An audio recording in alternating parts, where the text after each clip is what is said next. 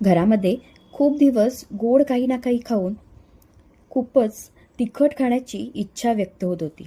म्हणून म्हटलं आपण स्वतःच्या इच्छेला कशाला मारायचं, म्हणून चमचमीत अशी रेस्टॉरंट स्टाईल बैंगन मसाला बनवायचं ठरवलं. तर संपूर्ण हा व्हिडिओ 1 मिनिटात बसवायचा म्हणजे थोडंसं कठीणच जातं. तर आपलं दैनंदिन आयुष्यसुद्धा असं फास्ट फॉरवर्ड झालं असतं तर अशी कल्पना मनात आली. तर ह्याबाबत कबीरदासांनी किती छान गोष्ट सांगितली आहे. घाईघाईमध्ये आपण कोणतीही गोष्ट आपल्याला मिळत नाही, थोडा वेळ जाऊ द्यावा लागतो.